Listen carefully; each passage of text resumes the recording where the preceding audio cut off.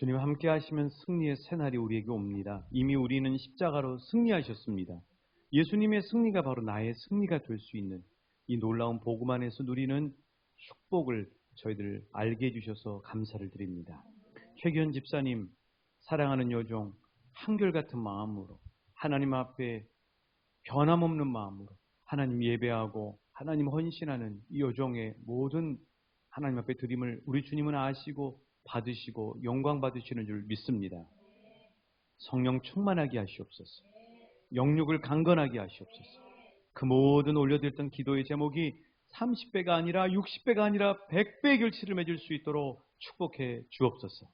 올해 주신 시편 112편 1절부터 3절의 말씀대로 사랑하는 여종을 축복하여 주옵시되 그의 후손이 땅에서 강성하며 정직한 자들의 후손에게 복이 있으리로다 말씀하시는 이 놀라운 말씀의 축복을 그의 후손과 자녀들이 받아 누릴 수 있도록 축복하여 주옵소서. 주께 돌아올 자는 돌아오게 하여 주옵소서. 깨닫게 하여 주옵소서. 믿음의 가문을 대를 이어 어머니의 뒤를 이어 예수 축복 안에 계속 거하는 천대만대 자손과 가문 될 수 있도록 축복하여 주옵소서. 자녀들의 가정에서 오고 가는 소식이 복되게 하여 주옵소서. 베드로가 이 말을 할 때 성령이 말씀 듣는 모든 이들 가운데 내려오시니라 말씀하신 것처럼 이 사도행전 10장 44절의 말씀이 그대로 이 현장 가운데 재현되길 원합니다.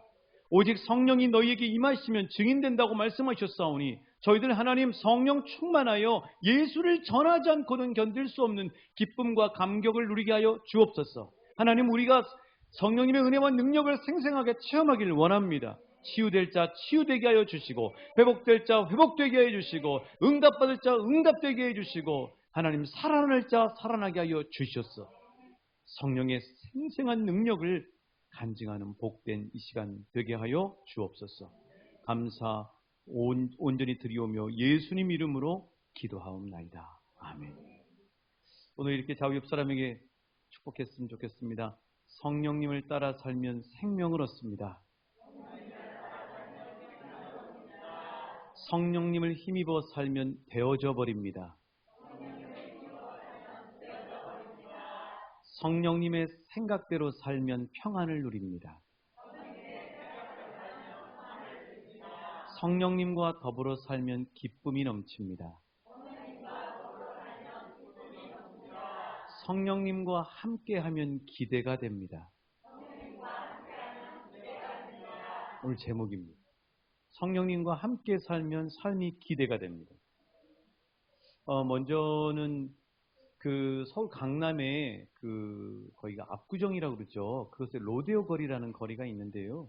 한 유튜브 채널을 보니까 그 로데오 거리가 요새 아주 뜨겁대요.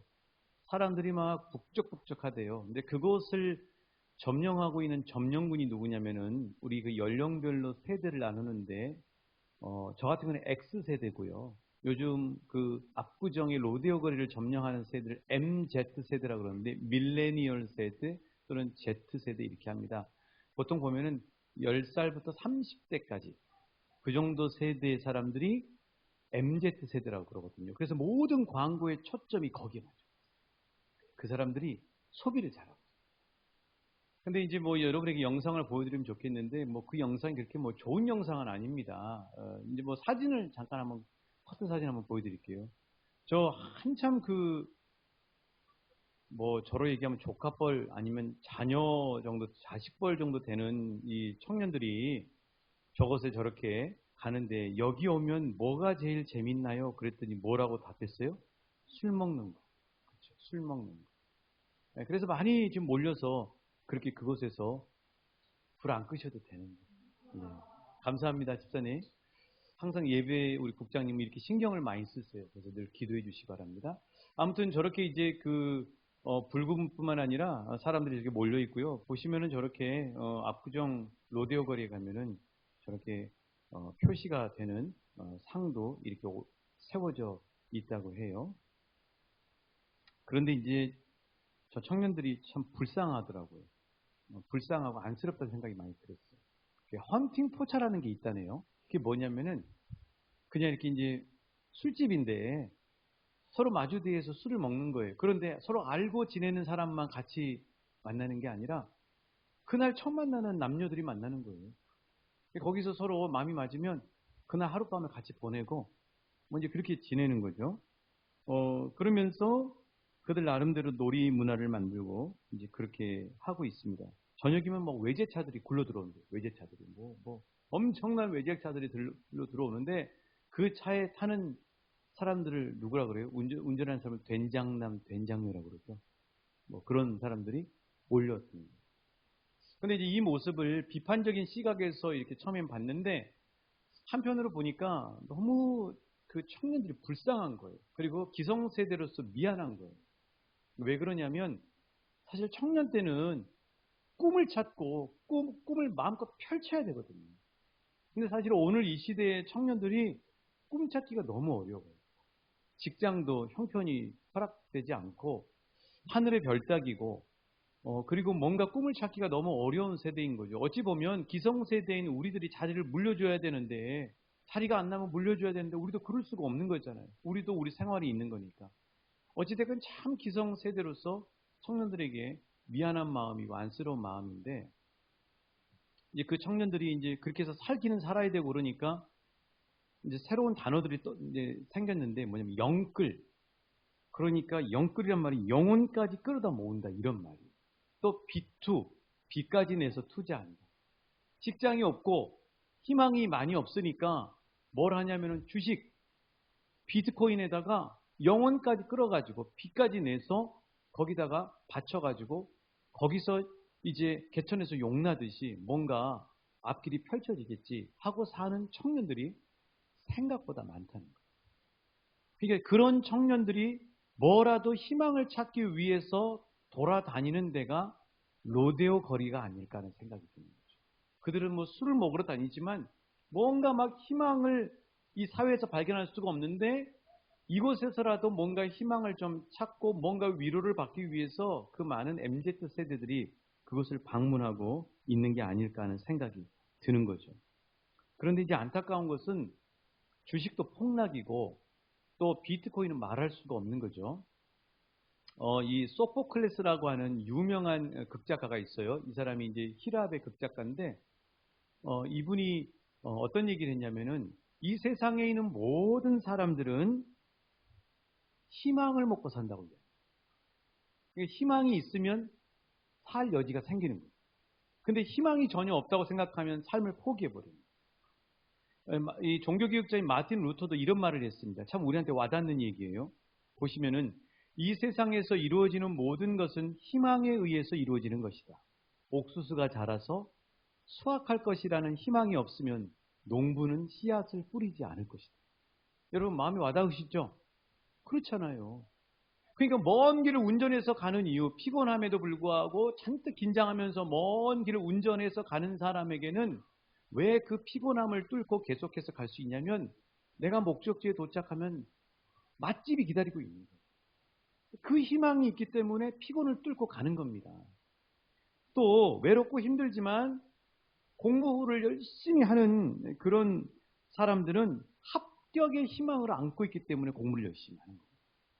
또 직장인들이 정말 때로는 자존심도 상하고 힘들고 어려운 일을 겪지만 그럼에도 불구하고 직장인들이 계속해서 일할 수 있는 이유는 뭐냐면 월급날이 기다리고 있기 때문에 일을 할 수 있는 거예요. 자, 우리는 지금 무릎도 달고 허리도 약하고 그럼에도 불구하고 논밭에 가셔서 뙤약볕에서 열심히 이렇게 농작물을 돌보시는 이유는 뭐예요? 마틴 루터가 이야기한 것처럼 수확한다고 하는 희망이 있기 때문에 그렇게 수고의 땀을 흘리게 되는 거예요. 그러니까 사람에게는 희망이라고 하는 게 매우 중요해요. 삶의 동기부여가 됩니다. 희망이 동기부여가 되는 거죠. 그런데 이제 문제는 뭐냐면은 희망다운 희망이 없거나 또 희망이 너무 희귀하거나 또 희망이 신기루와 같은 희망이 많아요. 자, 어떤 분이 이집트에 그 관광을 다녀오셔가지고 찍은 사진이에요. 여러분, 저게 지금 사막입니다. 이집트 사막이에요. 저 멀리 보이는 게 뭘로 보여요? 바다로 보입니까? 바다처럼 보이죠? 자, 또 그 다음 사진 한번 보여드릴게요. 한번 확대해 주세요. 저 보시면은 여러분, 저거 지금 그 바다 가운데 무슨 독도처럼 섬이 지금 있는 것처럼 보이죠? 저거 사막을 가던 사람들이 얼마나 그 타는 듯한 목마름으로 가고 있던 사람들이 저렇게 딱 보이면 마지막 젖먹던 힘을 다해서 달려갈 거예요. 나는 이제 살았다 하고 달려갈 거예요. 근데 저기 딱 달려가면, 저 섬처럼 보이는 달려가면 거기에 물이 있을까요? 없어요. 저건 뭐냐면 저걸 신기루라고 그러죠. 빛이 굴절 현상을 일으켜서 마치 물 위에 섬이 떠 있는 것처럼, 오아시스가 있는 것처럼 보이는 현상일 뿐입니다. 신기루라고.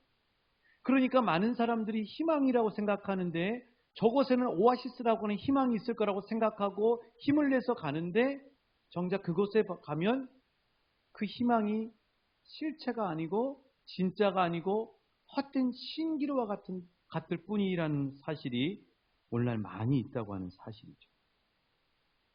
그래서 하나님은 오늘 20절 말씀에서 피조물들이 허무한데 굴복하고 있다고 말씀하고 있어요. 허무한데 굴복하고 있다. 우리 20절 같이 한번 읽어보실까요? 시작. 피조물이 허무한데 굴복하는 것은 자기 뜻이 아니요 오직 굴복하게 하시는 이로 말미암음. 자, 피조물들이라고 하는 것은 뭐냐면 자연, 식물, 우리가 기르는 채소, 또 기르는 고양이나 강아지, 또 자연 만물, 이 모든 것들을 이야기합니다. 그런데 모든 피조물들이 영적으로 볼 때는 허무한 것에 굴복하고 있다는 거예요. 허무한 것에. 이 허무라고 하는 것은 무익하다, 무상하다 이런 말이죠. 신기루와 같은 거죠. 솔로몬으로 얘기하면 솔로몬의 전도서에 보면은 하나님 없는 재물, 하나님 없는 명예, 하나님 없는 인기, 하나님 없는 모든 것들은 다 헛되다, 허무하다 이렇게 이야기를 하는 것과 똑같은 거죠. 자, 그래서 이렇게 허무한데 피조물들이 굴복하는데, 이렇게 허무한데 피조물들이 굴복하는 것을 21절에서는 뭐라고 표현하고 있어요? 21절 한번 제가 읽어볼게요. 그 바라는 것은 피조물도 썩어짐의 종노릇한 데서 해방. 그러니까 허무한 데라는 말이 이퀄 뭐냐면 썩어짐의 종노릇한 데하고 똑같은 말이에요. 그러니까 루나나 테라라든가 이런 비트코인 열풍, 이런 열풍 때문에 청년들이 뭔가 희망을 잡으려고 영끌하고 비투하고 했는데 그것들이 다 폭락해버린 거죠. 이 루나와 테라라고 하는 비트코인을 만든 사람이 이렇게 얘기를 했습니다. 뭐라고 얘기를 했냐면은 내 발명품으로 모두의 고통을 줬다고. 이거 가지고 막 이게 뛰니까 뭔가 될 줄 알았는데 완전히 폭락해. 거기다가 빚까지 내가지고 비트코인을 산 거죠. 그 수많은 청년들이 거기에 많이 매달려 있는 거죠. 그러니까 많은 청년들이 지금 고통을 겪고 있는 거죠. 자, 40, 50대는요, 부동산에 투자를 합니다. 땅에 투자를 해요. 그런데 지금 서울 같은 데는 땅값이, 이 주택값이 너무 비싸가지고 정말 이 집 사기 어렵잖아요. 근데 아무튼 막 투자하는 사람들이 많으니까 집이 부족한 거예요. 사실 집이 부족한 이유가 뭐냐면 몇 채씩 가지고 있는 사람들이 많은 거죠. 빚내서 가지고 있고, 왜냐하면 그걸 해야 월급 평생 받는 것보다 금방금방 뛰어서 재산이 불어나기 때문이에요. 그런데 분명한 사실은 뭐냐면 지금 일본처럼 된다는 거예요. 우리나라가. 일본은 부동산 거품이 다 꺼져버려요. 그래서 빚내서 부동산 산 사람들이 10억 주고 집을 샀는데 이제는 거품이 다 꺼져가지고 반 토막 아니면 3분의 1 토막으로 떨어집니다. 이런 일들이 벌어지는 거죠. 그래서 이렇게 허무한데 굴복하면 썩어짐의 종노릇이에요. 비트코인이라고 하는 것도 그럴 수 있고요. 부동산도 그럴 수 있고요. 그런 거죠. 이 허무한데 굴복하면 썩어짐의 종노릇을 한다는 거죠. 자, 우리 여기서 야고보서 1장 15절 말씀을 함께 같이 읽어봤으면 좋겠어요. 야고보서 1장 15절입니다. 시작. 욕심이 잉태한 즉 죄를 낳고. 그렇습니다. 자, 이 자연 만물이 허무한데 굴복하게 된 이유가 뭐냐? 그 굴복하게 돼서 썩어짐의 종노릇하게 된 이유가 뭐냐면은, 그래서 이 피조물들이 탄식하고 고통을 겪는다고 이야기하고 있어요. 22절 한번 같이 읽어보실까요? 22절입니다. 시작. 피조물이 다 이제까지 함께 탄식하며 함께 고통을 겪고 있는 것을 우리가 아는. 여러분, 우리가 지금 보면 우리 교회 주변에 나무들이 많잖아요. 화단에 꽃도 많잖아요. 근데 영적인 눈이 확 열리기 시작하면 그 나무들이 너무 아름답게만 보이는 것이 아니라 신음하고 고통 속에 탄식하고 있어요. 그것들이 신음하면서 고통 속에 탄식을 하고 있습니다. 너무너무 아파요. 끙끙 앓고 있어요. 힘들다는 거예요. 너무너무 힘들다는 거예요. 고통을 받고 있어요. 그럼 왜 고통을 받고 있느냐? 그 이유가 뭐냐면 아까 읽으셨던 야고보서 1장 15절의 말씀처럼 사람들의 욕심 때문이에요. 사람들의 욕심 때문에 자연 환경이 파괴가 되어버렸어요. 자, 정말 이 세상에 있는 피조물들이 이 말씀 22절처럼 신음하면서 고통을 받고 있는지 한번 사진으로 한번 같이 볼게요. 여러분, 저거는 무슨 꽃이에요? 저런 해바라기 보셨습니까? 천연 기념물이죠. 해바라기가 왜 저렇게 생겼을까? 얼굴이 지금 일그러져 버렸어요. 왜 그랬을까요? 자연환경 오염 때문에, 환경 파괴 때문에. 또 한번 볼까요? 저거. 한 번씩 여러분 저 뭐 많이 보셨죠? 물고기가 저렇게 집단 폐사한 거예요. 뭐 고래도 폐사래요. 고래도. 또 한번 볼까요? 고래가 폐사되잖아요. 그 다음에 이제 새가 죽었는데 그 죽은 새가 부패되면서 배를 보니까 뱃속에 뭐가 들어있는 거예요? 온통? 가스라이터, 뭐 플라스틱, 온갖 인간들이 버린 것들이 다 저기 뱃속에 들어가 있는 거죠. 저는 이거 보면서 너무 눈물 나더라고요. 곰을 봐보세요. 곰. 여러분, 곰이 지금 북극에 있는 곰인데 곰이 자기가 지금 발 딛고 있을 영역이 줄어들어 버린 겁니다. 왜요? 이산화탄소가 막 늘어나면서 지구가 뜨거워져 버리면서 북극에 있던 빙하들이 다 녹아버린 거예요. 그러니까 쟤네들은 빙하 위에서 살아야 되는데 온통 쓰레기만 덮여버리고 몰려있고, 그리고 걔네들이 발 딛고 살아야 될 그 영역이 너무나 줄어들어 버린 거죠. 왜 이렇게 됐어요? 우리들 때문이잖아요. 우리들 때문이거든요. 우리가 농약을 흘려보내면 그게 바다로 들어가는 거예요. 그래서 저렇게 물고기들이 집단 폐사를 하는 거죠. 우리가 남몰래 오폐수를 어떤 사람들이 쏟아내면은 저런 일이 벌어지는 거죠. 자꾸 태우는 것도 사실 좋지 않아요. 왜냐하면 태우면 이산화탄소가 막 나오거든요. 그 이산화탄소는 뭐냐면 비닐하우스하고 똑같은 역할을 하는 거예요. 지구에 열을 계속해서 가둬두는 거예요. 그래서 지금 1000년에 1도가 올라가는데 100년 만에 1도가 올라가고 있어요. 그래서 이제 남은 온도가 1.5도도 안 남았어요. 이제 그 이상 넘어가서 온도가 올라가면 지구를 복구할 수 있는 능력이 없어요. 지구는 계속 뜨거워지고 우리의 여름은 계속해서 뙤약볕 속에 살 거고 자연 환경들은 막 이제 망가지기 시작하는 거죠. 너무 분명한 사실은 창세기 3장 17절 18절에 보면 아담과 하와가 선악과를 먹는 죄를 지었는데 다른 것들이 고통을 받는다고 이야기하고 있어요. 한번 같이 보시겠습니다. 창세기 3장 17절 18절이에요. 우리 같이 읽어보실까요? 시작. 아담에게 이르시되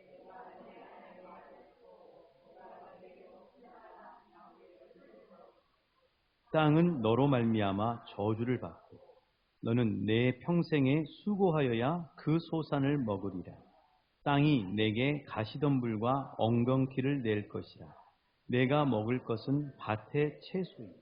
자, 아담과 하와가 죄를 지었는데 뭐가 저주를 받아요? 땅이 저주를 받아요.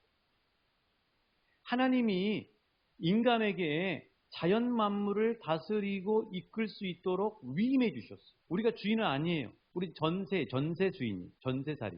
위임해 주셨는데 우리가 그 위임받은 인간이기 때문에 우리가 탐욕에 의해서 짓고 막 내다버리고 편리하게 한다고 막 했던 것들이 자연 만물을 고통스럽게 만들고 신음하게 만든다는 사실. 그 땅이 저주를 받는 일이 벌어지고 마는 것이죠.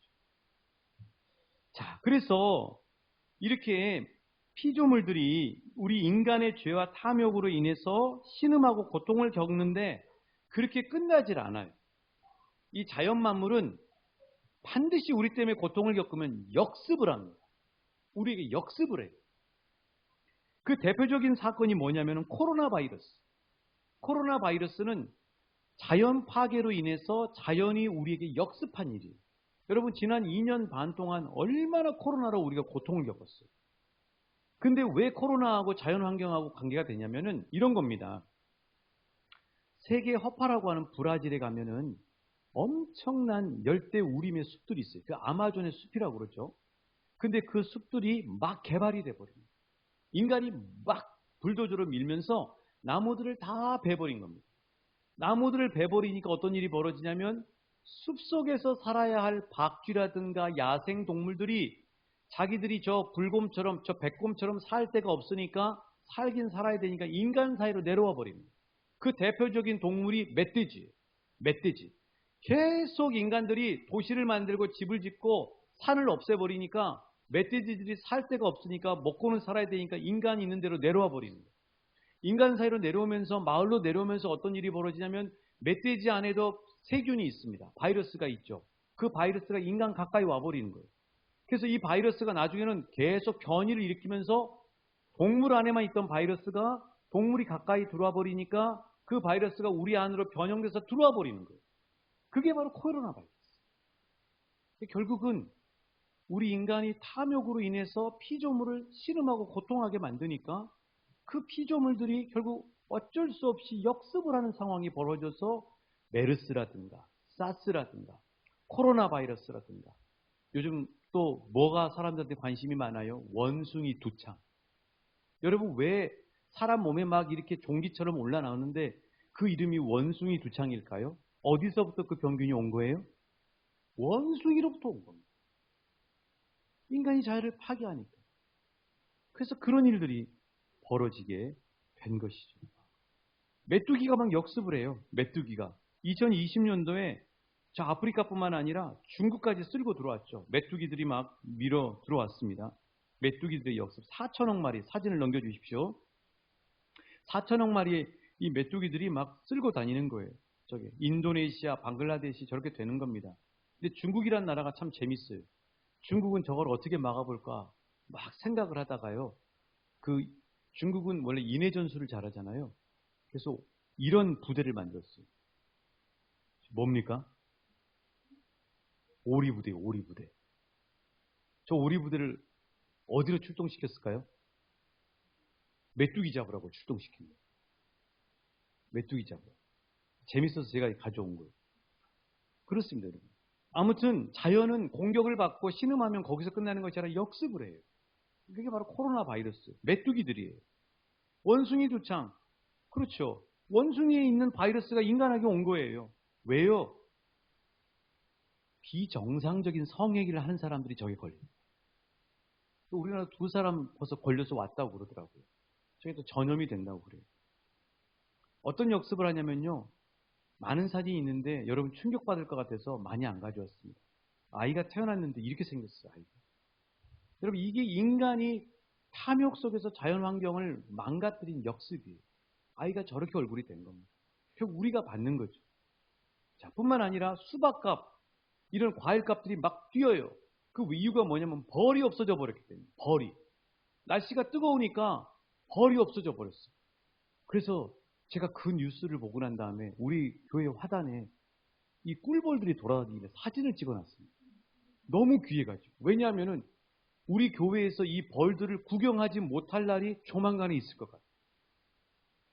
근데 벌이 사라지니까 꿀이 없어지는 게 아니에요. 여러분 잘 아시죠? 수분이라고 하는 역할을 벌들이 해줘요.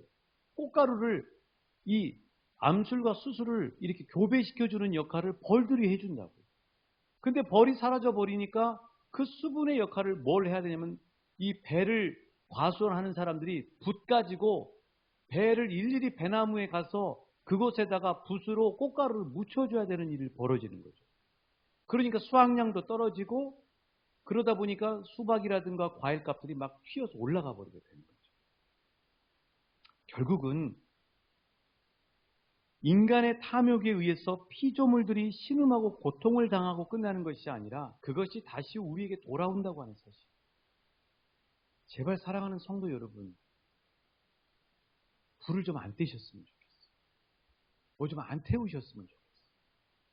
조금 고생스러우시더라도 이렇게 니아가에다가 실어서 마을 회관에다가 모아놓으시고 그렇게 우리 왕춘교회 성도님들부터 실천한다면 하나님이 만들어 놓으신 이 자연을 우리가 조금이라도 덜 훼손시키면서 갈 수 있지 않을까 하는 생각이 드는 거죠.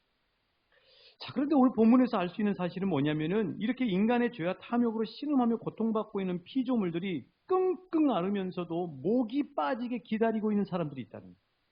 자, 누구를 기다릴까요? 19절 말씀 같이 읽어보실까요? 19절입니다. 시작.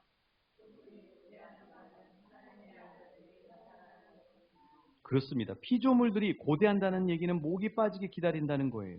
피조물들이 누구를 목이 빠지게 기다린다고요?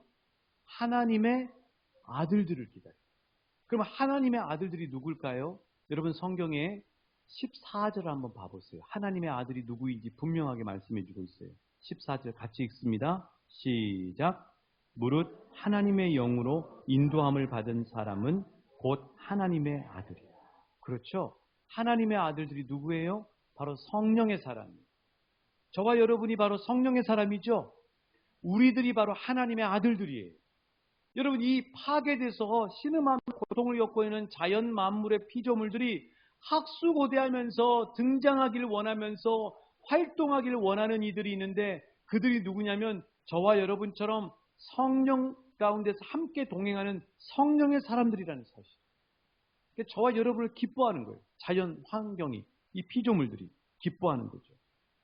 그러면 왜 이 피조물들이 우리들을, 하나님의 아들들인 성령의 사람들을 고대하고 있을까? 21절 말씀이에요. 21절. 왜 피조물들이 하나님의 아들들을 고대하고 있을까? 함께 읽습니다. 시작.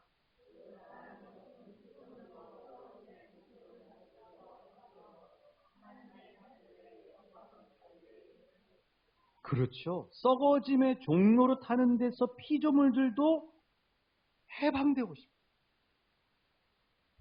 근데 그 해방을 알려주는 사람들, 그 해방의 길을 열어주는 사람들이 누구냐면 저와 여러분과 같은 하나님의 자녀들이에요. 그래서 피조물들이 썩어짐의 종로로 타는 데서 벗어나서 성령의 사람들인 저와 여러분이 이미 누리고 있고 그 안에 발을 내딛고 있는, 따라해 주시겠습니다. 영광의 자유, 영광의 자유에 이르기를 원하는 거예요. 그러면 이 영광의 자유가 뭔가? 성령의 사람들이 누리고 있는 영광의 자유가 뭔가? 23절이죠. 23절입니다. 시작. 그뿐 아니라 또한 우리 곧 성령의 처음 익은 열매를 받은 우리에게도 속으로 탄식하여 양자될 것 곧 우리 몸의 속량을 기다리는. 그러니까 썩어짐의 종로를 타는 데서 해방되어서 영광의 자유를 누리는 사람들이 바로 성령의 사람들인 저와 여러분인데, 그 영광의 자유가 뭐냐면 방금 읽으셨던 23절의 말씀처럼 따라해 주시겠습니다. 속량. 이건 뭐냐면 예수님을 통한 구원. 예수님을 통한 구원에 이른 사람들이 바로 저와 여러분이고, 피조물들이 간절히 학수고대하고 있는 거라는 사실이에요. 그래서 예수님이 오시는 것을, 다시 오신다고 말씀하셨는데, 그 예수님을 기다리는 사람은 저와 여러분처럼 성령의 사람들일 뿐만 아니라 이 자연 만물, 고통하며 신음하고 있는 이 자연 만물들이 학수고대하면서 양팔을 벌리면서 예수님 언제 오세요? 예수님 오셔서 우리를 구원해 주세요 하고 간절히 기다리고 있습니다. 자, 그렇다면 하나님의 자녀들인 우리들은 날마다 하나님의 구원을 누리고 있어요. 우리는 하나님이 주시는 예수 십자가의 구원을 누리고 있어요. 그 구원을 날마다 누리게 해주시는 분이 누구냐면 성령님. 성령님이 날마다 구원을 누리게 해주시는 거예요. 그래서 이 성령님은요, 따라해 주시겠습니다. 생명의 영이셔요. 성령님은 기쁨의 영이 있어요. 성령님은 소망의 영이셔요. 성령님은 소망의 영이에요. 그래서 성령님은 우리를 기대하게 만드는 기대의 영. 아침에 잘 주무시고 일어나셔서 기다리고 있는 하루가 여러분은 어떻게 느껴지셔요? 하루가 막 기다려지고 기대가 되십니까? 그럼 여러분은 성령님 안에 함께 사시는 거예요. 근데 그날 하루가 두려운 거예요. 그날 하루가 갑갑한 거예요. 오늘 이 기나 길고 거칠은 이 하루를 내가 어떻게 살까 하고 두려운 분은 실은 성령님의 도움을 구하셔요. 아침에 일어나셔서 여러분 하루가 기분이 좋으세요? 막 기쁨이 넘치세요? 기대가 되세요? 그렇게 하시길 원하세요? 그럼 저와 여러분 안에 있는 성령님께 여러분의 인생과 하루를 기대하시면서 맡기실 수 있기를 축복합니다. 그 어느 날이었어요. 이제 취침 시간이 됐는데 불을 다 끄고 밤하늘의 유리창으로 이렇게 보이는 캄캄한 밤의 야경을 쫙 이렇게 보고 있는 아름답게 느껴지십니까? 근데 그날 밤에는 죽음의 두려움이 엄습해요. 죽음의 두려움. 나도 죽지. 죽음의 두려움. 근데 죽음의 두려움이 엄습해 오는데 이 죽음의 두려움이 우리 인간의 모든 두려움의 근원이에요. 여러분 병 걸릴 것에 대한 두려움은 실은 뭐냐면은 깊이 뿌리를 내리고 들어가 보면 죽음에 대한 두려움 때문에 병 걸릴 것에 대한 두려움이 있는 거죠. 사고 날 것에 대한 두려움이 뭐냐면 실은 그거 쭉 들어가면 죽음에 대한 두려움이 그 근원이에요. 근데 죽음에 대한 두려움이 확 엄습해 오는 거죠. 근데요 그 순간에 제 안에 계시는 성령님이 딱 눈을 열어주시는 그 열어주시는 장면이 뭐냐면 죽음 너머에서 나를 기다리고 계시는 예수님을 보게 하시는 거예요. 그래서 죽음 너머에서 기다리시고 계신 예수님이 보이기 시작하니까 죽음이 두려움과 무서움이 아니라 기대가 되는 거예요. 왜요? 죽음은 누구를 만나는 시간이에요? 누구를 얼굴과 얼굴을 대하면서 직접 우리가 얼굴 보듯이 그렇게 볼 수 있는 시간이에요? 예수님을 볼 수 있는 시간이 바로 죽음인 거죠. 그걸 성령님이 깨닫게 해주시고 성령님이 보게 해주십니다. 그러니까 여러분 성령님이 안 깨닫게 해주셨을 때는 저는 죽음이 두려웠어요. 그런데 그 순간에 제 안에 계시는 성령님이 눈을 확 열어주시면서 예수님을 보게 해주시니까 죽음이 두려움이 아니라 기대와 설레임으로 바뀌게 됐죠. 그러니까 성령님과 함께하면 우리 앞에 있는 것들이 두려움이 아니라 기대로 바뀌게 되는 거예요. 그래서 성령님과 함께하는 사람은 신기루와 같은 헛된 희망을 꿈꾸지 않아요. 성령님과 함께하는 사람은 확실한 희망을 갖게 돼요. 확실한 희망이 뭐냐면 하나님의 약속이에요. 여러분 이 세상 사람들은 희망이 없이는 한 사람도 살 수가 없어요. 다 뭔가 희망을 가지고 있는데 그 희망이 될지 안 될지도 모르는 희망이고 신기루와 같은 희망이고 아까 말씀드린 것처럼 허무한 데 있는 희망일 수 있어요. 비트코인이 됐든 주식이 됐든 뭔가 그들이 붙잡고 있는 희망인 거죠. 그런데 성령 안에서 있는 저와 여러분에게 희망은 어떤 희망이냐면 신기루와 같은 희망이 아니라 확실한 희망이에요. 왜 확실한 줄 아세요? 하나님이 약속해 주셨잖아요. 그러면 하나님이 약속해 주신 건 확실하잖아요. 여러분 우리가 뭔가를 이렇게 계약을 할 때 그걸 확실하게 하려면 어떻게 합니까? 공증을 하죠. 공증. 변호사를 사서 공증을 하잖아요. 그러면 그게 확실해지거든요. 그런 것처럼 우리가 가지고 있는 우리 앞에 있는 희망은 하나님이 우리에게 약속하신 희망은 하나님이 약속하신 희망이에요. 여러분 하나님 믿으실 만한 존재죠? 대답이 자신이 없으신 것 같았어요. 여쭤보면. 하나님은 정말 신뢰하실 수 있는 분이잖아요. 그러니까 하나님이 우리에게 약속하신 약속은 공정한 것 같이 확실한 약속이라는 사실이에요. 그래서 그 성령님이 하루하루 사는 우리들에게 매일매일 약속한 대로 우리에게 놀라운 일들을 펼치시는 거예요. 저는 지난주에요. 성령님과 날마다 함께하면서 성령님이 주시는 놀라운 서프라이즈를 이렇게 경험했어요. 빵집에 갔어요. 빵집에 갔는데 빵집에서 계산하는 그 여자분이 빵처럼 생겼더라고요. 똥똥해가지고 빵집하고 잘 맞더라고요. 근데 이분이 우리가 빵을 산 것보다 덤을 더 주시는 거예요. 빵에 덤을 더 주시는 거예요. 그래서 왜 이분이 빵에 덤을 더 주시나 하고 제 아내가 해석을 해주는데 왜 해석을 해주냐면 그분이 이렇게 얘기를 했거든요. 2주 전에 다녀가셨었죠? 기억을 하시는 거예요, 우리를. 그래서 왜 우리를 기억하나 저는 몰랐거든요. 근데 제 아내가 하는 얘기가 당신이 2주 전에 빵 샀을 때 그 빵처럼 생긴 자매한테 당신이 칭찬해 줬잖아요. 근데 그 칭찬은 제가 한 칭찬이 아니고 제 안에 계시는 성령님이 그분에게 칭찬하도록 이야기해 주셨어요. 전 칭찬한 거거든요. 근데 그분이 그것이 기억이 나가지고 저한테 빵을 하나 더 주셨어요. 여러분, 이게 성령님과 동행하는 우리 삶의 소소한 은혜들이에요. 제 아내 친구가 건강기능식품을 보내줬어요. 엊그저께. 근데 너무 감사한 건 뭐냐면 제 아내 친구가 우리를 생각하고 건강기능식품을 보내준 게 아니라 자기가 인터넷으로 시켰는데 주소를 안 바꿔버린 거예요. 그래서 우리 집 주소로 돼 있는데 우리 집으로 와버린 거예요.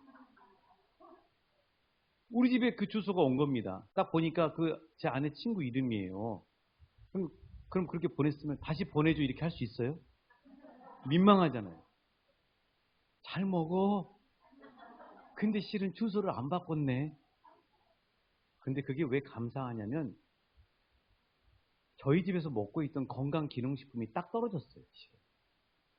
근데 그렇게 착각이 일어나가지고 저희 집에 그 떨어졌던 비타민C 3천하고 고려온단 3천하고 알려드릴게요. 고려온단 3천. 또 뭐죠? 그 물고기 그 나오는 오메가3. 그거 다 제 아내 친구가 착각해서 보내줬어요. 그게 왜 기쁘냐면, 성령님이 우리 집에 우리가 건강기능식품 떨어진 것까지도 다 아시고 계시는구나. 그렇게 해서 그 손길 속에 보내주신 거예요. 그래서 감사한 거예요. 그래서 기쁨이 있고 기대가 되는 거죠. 제 스승님이 저한테 한 달치 독서와 설교라고 하는 수강권을 주셨어요. 스승님이 주셨어요. 화요일에 세미나 갔는데 스승님이 와 계시더라고요. 저는 스승님한테 이거 해달라고 이야기한 거 아니에요. 스승님이 그냥 좋으셔서 유목사 내가 이거 들으니까 너무 좋더라. 독서와 설교 이 세미나 들어. 내가 한 달치 보내줄게. 하려면 한 1년치 보내주시지. 너무 감사한 거예요. 성령님이 다 하신 거예요. 그렇게 하게 하신 거죠. 위로가 필요한 분을 정확하게 만나게 하시는 거예요. 오후 3시에 만나자 그랬는데 오후 3시에 만나려고 해도 늦잖아요. 근데 그렇게 연락하지 않고 그분에게 부담을 드리지 않기 위해서 우리가 가서 미리 체크인을 하려고 갔는데 세상에 체크인 하려고 거기 딱 가서 보니까 주차장에 바리케이트가 있잖아요. 그 앞에 우리가 아는 분이 딱 그 차가 있는 거예요. 깜짝 놀란 거죠. 왜요? 성령님은 우리가 그분 위로해 주려고 하니까 그걸 정확하게 아시고 만나게 해주신 거예요. 이런 놀라운 일들이 성령님하고 함께하면 계속 벌어지는 거죠. 자꾸요 성령님이요 확인시켜 주는 거예요. 너 걱정하지 마. 내가 이렇게 너의 모든 것들을 보살피고 있잖아. 성령님이 살아계시고 함께 하시니까 마음이 평안해지는 거예요. 자꾸 보게 하셔요. 듣게 하셔요. 알게 하셔요. 깨닫게 하셔요. 여러분 성령님과 함께 하면요. 그래서 삶이 기대가 돼요. 아침에 일어나면 오늘은 또 성령님이 어떤 서프라이즈를 나에게 향하실까. 우리 교회가 계속 성령님과 더불어 살기를 원하면서 계속 주일마다 성령님에 대해서 소개해드리고 있잖아요. 사랑하는 여러분, 성령님과 함께 보시지 않겠어요? 그러면은 삶의 소소하고 크고 작은 놀라운 일들을 성령님께서 펼쳐주시는 것들을 저처럼 여러분도 분명히 간증하시게 될 줄 믿습니다. 아마 그 간증이 넘쳐나신 분들이 많으실 거예요. 그렇게 그 간증이 넘치면요, 걱정이 안 되는 거예요. 왜냐하면 하나님은 정말 살아서 내 삶을 매 순간마다 동행하시고 계시는구나. 힘이 넘치잖아요, 여러분. 기쁨이 넘치잖아요. 생명력이 있잖아요. 하나님이 살아계신지 안 계신지 의심할 필요가 없잖아요. 그리고 일들이 되어져 버려요. 그 말씀을 마무리하면서 로마서 15장 13절 말씀으로 함께 우리 읽고 마무리하려고 합니다. 자, 한번 띄워주시겠어요? 먹음직스러운 감이 있는 그 그림 한번 띄워주시기 바랍니다. 자, 우리 같이 읽으실게요. 한번 잘 생각하시면서 한번 마음에 담았으면 좋겠어요. 시작. 소망의 하나님, 모든 기쁨과 평강을 충만하게 하소서. 성령의 능력, 소망이 넘치게 하시기를 원합니다. 아멘. 함께 찬양하시죠.